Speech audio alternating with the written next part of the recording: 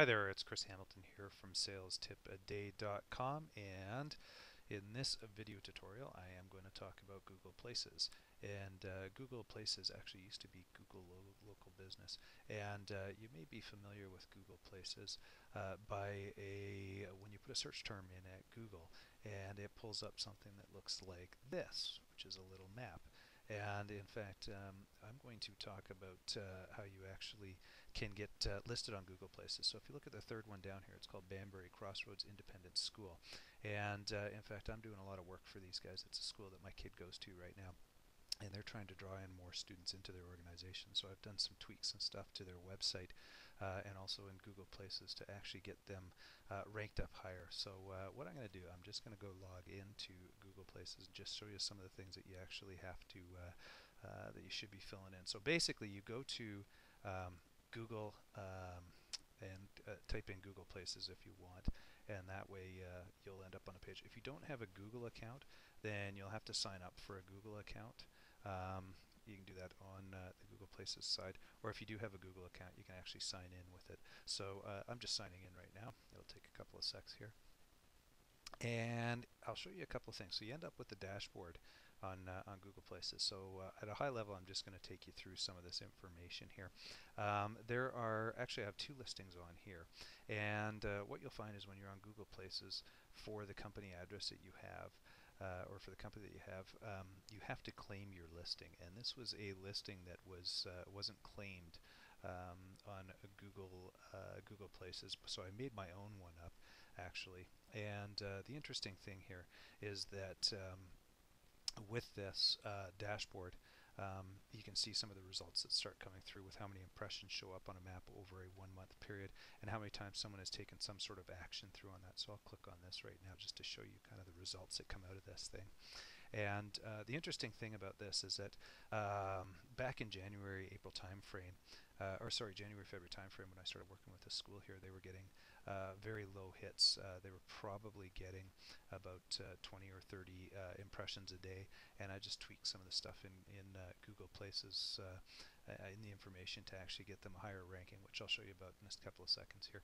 Anyways, what you can see is how many impressions they've had over a time frame here. And in fact, some of these impressions are starting to kick up because it is getting close to the end of the school year and people are looking for alternate schools for their kids. But what you can see is that there's a steady stream of clicks that are coming through to the website. So this is really important actually information for the school. Now what I'm going to do is when you actually end up in here, you'll be walked through a process to implement information, but I'll show you kind of what it looks like when you start go through Google Places to put a business up on site. And it's very important. You should do this because this is actually the new Yellow Pages basically, and it's the way that Google looks after it. So when you end up with Google Places and you're actually implementing your business on here, there is some basic information that you'll have to do, such as the country where it is, what the name of it is, your address. Now ensure that your address is correct, the exact same address as the one that you would have it normally in the Yellow Pages or listed on your website. Pretty important sort of stuff so that Google knows that you are legit. And then you put in just other pieces of information where they can get a hold of you with a bit of a brief description. And then you start going into your categories. So the interesting thing here is I put in private school, and then you have up to 4 other categories that you can get into. So I put elementary school, high school, private school, and school. Now what I also did was I put Calgary, which is the place where the school is located. So in essence, when someone's looking this up, they know that it's going to be specific to Calgary, and be it for a private school or an elementary school or whatever. The other thing too is that it starts going through and says, what are your hours of operation? What are other information that you have? Do you have payment options that are available? You can upload some photos and some videos if you'd like as well, and just other additional information, which ultimately comes into your listing. Now it's very important that you actually fill out as much of this as possible because Google will actually go after that, and search it, and it starts to say that it's got a lot of content. So this whole piece of information that you fill in will ultimately give you a listing, which is very similar to this, which gives you an overview. One of the other things that you can do is on Google Maps, you can actually get people to write reviews for you. So typically you should go in and get people to write reviews for your business. The more reviews you get, the better Google likes it, obviously, and in there and stuff like that.